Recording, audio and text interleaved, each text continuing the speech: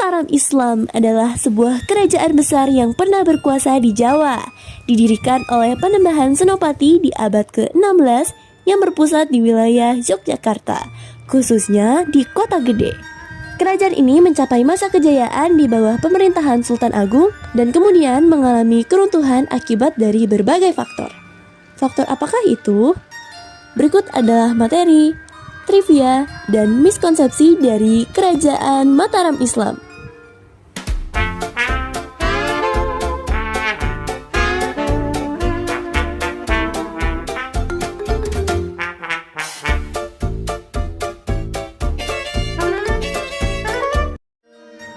Setelah runtuhnya Kerajaan Demak, pusat pemerintahan dipindahkan ke Pajang oleh Sultan Hadiwijaya. Dari sinilah muncul Kerajaan Pajang. Demak kemudian hanya menjadi sebuah kadipaten yang dipimpin oleh Arya Pangiri, yang merupakan Adipati Demak, putra dari Sunan Prawoto. Dalam proses konsolidasi kekuasaan, Sultan Hadiwijaya dibantu oleh seorang tokoh penting bernama Kiai Ageng Pemanahan. Beliau berjasa besar karena berhasil membantu Hadiwijaya membunuh Arya Penangsang. Sebagai imbalan atas jasanya, Kiai Ageng Pemanahan diberi wilayah kekuasaan di daerah Mataram. Tak butuh waktu lama, wilayah ini berkembang sangat pesat. Namun, pada tahun 1575, Kiai Ageng Pemanahan wafat. Kepemimpinan pun dilanjutkan oleh putra angkatnya yang bernama Bagus Dananjaya yang dikenal dengan nama Sutawijaya. Sementara itu, di Kerajaan Pajang terjadi perubahan besar. Pada tahun 1582, Sultan Hadiwijaya meninggal dunia. Putranya, Pangeran Benowo, tidak mendapatkan kekuasaan sebagaimana mestinya karena disingkirkan oleh Arya Pangiri yang kemudian menjadi adipati di Jipang. Merasa tidak terima, Pangeran Benowo berusaha merebut kembali kekuasaan ayahnya. Ia lalu meminta bantuan kepada Sutawijaya. Maka terjadilah perang antara pihak Arya Pangiri dan koalisi Pangeran Benowo dengan Sutawijaya. Kerajaan Pajang diserang dari dua arah sampai akhirnya Arya Pangiri menyerah kepada Sutawijaya. Namun uniknya, bukan Pangeran Benowo yang mendapatkan kembali kekuasaan, melainkan Sutawijaya sendiri yang mengambil alih kekuasaan. Pada tahun 1586, pusat pemerintahan Islam pun secara resmi dipindahkan dari Pajang ke Mataram. Sejak saat itulah berdiri Kerajaan Mataram. Ada mitos menyatakan bahwa kemenangan Bagus Dananjaya atau Sutawijaya karena mendapatkan bantuan dari Nyai Roro Kidul loh.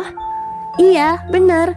Konon katanya Sutawijaya ini punya link dalam alias relasi istimewa dengan Sang Ratu Pantai Selatan. Tapi ya, itu cuma mitos. Percaya nggak percaya, yang pasti sejarah mencatat Sutawijaya sukses mendirikan Kerajaan Mataram Islam dengan atau tanpa bantuan mbak-mbak Laut Selatan itu. Setelah berdirinya Kerajaan Mataram Islam di bawah Sutawijaya, kerajaan ini terus berkembang.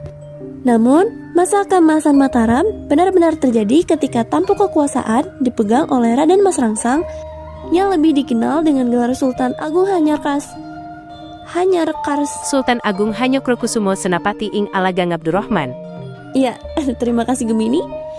Nah, Sultan Agung memerintah dari tahun 1613 sampai 1645 dan di masa inilah Mataram mencapai puncak kejayaannya. Pada masa itu, Kerajaan Mataram Islam berhasil melakukan perluasan wilayah dan menguasai daerah Jawa Tengah, sebagian besar Jawa Timur, Jawa Barat, dan Madura. Sultan Agung juga turut aktif dalam melakukan perlawanan terhadap kependudukan VOC di wilayah Batavia. Tercatat, Raden Mataram Islam telah melakukan serangan sebanyak 2 kali ke Batavia. Dan sekarang kita masuk ke babak seru, yakni Sultan Agung versus VOC. Yes! Jadi bagaimana sih penyerangan Sultan Agung ini? Yuk kita simak baik-baik. Sebagai pewaris Kerajaan Demak, Sultan Agung merasa berhak pula terhadap Kerajaan Banten. Akan tetapi, antara Mataram dan Banten terdapat Batavia, markas VOC sebagai penghalang. Oleh karena itu, pada tahun 1628 dan 1629, Sultan Agung mengirim pasukan yang dipimpin oleh Baurekso untuk menyerang VOC di Batavia yang sedang dipimpin oleh Dipikun, namun kedua serangan itu gagal. Yah, ternyata kedua serangan Sultan Agung itu gagal ya. Dan kegagalan serangan itu berdampak pada legitimasi Sultan Agung di mata rakyat dan timbulnya ketegangan politik di kerajaan Mataram. Kalian tahu nggak sih? Pasca serangan itu, Gubernur Jenderal VOC, Jepekun, meninggal dunia loh. Dan ada hal unik dari kematian Jepekun. Apa ya kira-kira? Tahukah kamu, ada kisah menarik soal kematian Gubernur Jenderal VOC, John Peter Zun Kun. Bukan karena sakit, tapi katanya dia dibunuh oleh Intel Mataram bernama Nyimas Utari Sanjaya-Ningrum bersama suaminya yang juga agen rahasia dari Aceh. Mereka menyamar jadi pedagang senjata dan berhasil masuk ke benteng Batavia, bahkan dipercaya oleh keluarga Kun. Saat pasukan Mataram menyerang tahun 1629, mereka melancarkan aksi. Istri dan anak-anak Kun diracun, dan Kun sendiri tewas dibengkal dengan golok Aceh. Kepala Kun dibawa ke Mataram, lalu ditanam di tangga ke-716 di kompleks makam Raja-Raja Imogiri. Sampai sekarang masih ada yang percaya. Peziarah menginjak ke tangga itu sambil mengutuk namanya. Ini fakta atau legenda nih, yang jelas kisah ini bikin sejarah Mataram makin seru. Bayangin, ada kepala di tangga. Serem. Tapi orang-orang Belanda menolak akan hal ini. Mereka percaya bahwa Jepekun meninggal karena penyakit cacar, bukan karena dipenggal. Amangkurat I naik tahta setelah wafatnya Sultan Agung pada tahun 1645. Pemerintahannya ditandai dengan kebijakan otoriter dan hubungan kontroversial dengan VOC. Kebijakan dan tindakan kontroversial. Yang pertama, menutup pelabuhan dan menghancurkan kapal-kapal di pesisir, melemahkan ekonomi maritim Jawa, dan mengisolasi Mataram sebagai kerajaan agraris. Kedua, menjalin hubungan dengan VOC pada tahun 1646, mengizinkan mereka mendirikan pos dagang di wilayah Mataram, yang menimbulkan ketegangan internal. Pemberontakan dan konflik internal. Pada tahun 1648, setelah upaya kudeta oleh adiknya, Pangeran Alit, Amangkurat I memerintahkan pembantaian terhadap sekitar 5.000 sampai 6.000 ulama dan keluarganya dalam waktu kurang dari 30 menit. Ketegangan dengan putranya, Pangeran Adipati Anom, memuncak setelah perebutan selir yang berujung pada eksekusi Pangeran Pekik dan selir tersebut. Pemberontakan Trunajaya dan kejatuhan Pleret. Ketidakpuasan terhadap pemerintahan Amangkurat I memuncak dalam pemberontakan Trunajaya pada pertengahan 1670-an. Trunajaya, bangsawan Madura, didukung oleh pasukan dari Makassar yang dipimpin Karai Galesong, berhasil merebut ibu kota Pleret pada Juni 1677. Akhir hayat Amangkurat I dan warisannya. Dalam pelarian, Amangkurat I jatuh sakit dan meninggal di hutan Wanayasa pada Juli 1677. Ia dimakamkan di Tegalwangi dekat Tegal. Sebelum wafat, ia menunjuk putranya sebagai penerus dengan gelar Amangkurat II, meskipun kerajaan dalam keadaan kacau dan tanpa dukungan militer yang kuat. Pengaruh VOC pada masa Amangkurat II. 1.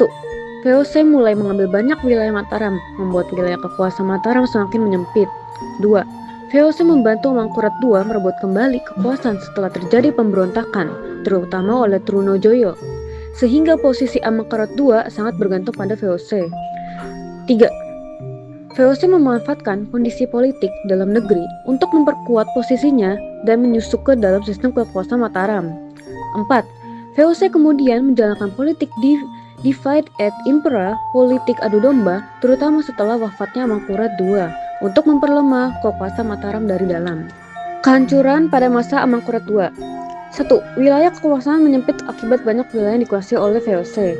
2. Ibu kota Mataram dipindahkan ke Kartasura, menunjukkan ketidakstabilan internal dan ancaman eksternal. 3. Ketergantungan terhadap VOC yang justru memperlemah kedaulatan Mataram. 4. Setelah kematiannya, Mataram mengalami konflik perebutan kekuasaan, memperparah situasi politik dan memperlemah kerajaan. 5. VOC memanfaatkan konflik internal untuk memperluas pengaruhnya di Jawa. Oke, selanjutnya ada beberapa peninggalan dari kerajaan Mataram Islam. Yang pertama ada Masjid Gede Kauman Yogyakarta, dibangun oleh Sultan Hamengkubuwono I, penerus Mataram Islam setelah perpecahan lewat perjanjian Giyanti. merupakan peninggalan era akhir Mataram Islam dalam bentuk Kesultanan Yogyakarta. Yang kedua ada Taman Sari Yogyakarta, dibangun pada masa Sultan Hamengkubuwono I, termasuk dalam warisan budaya yang melanjutkan tradisi arsitektur Mataram Islam. Yang ketiga ada Keraton Yogyakarta, didirikan setelah Perjanjian Giyanti 1755, penerus langsung dari Kerajaan Mataram Islam. Konsepsi dari Kerajaan Mataram Islam yang perlu diperbaiki. Pertama, Kerajaan Mataram Islam adalah satu kesatuan yang utuh. Kerajaan Mataram Islam mengalami perpecahan menjadi Surakarta dan Yogyakarta setelah Perjanjian Giyanti. Bukan karena satu kesatuan yang utuh sejak awal,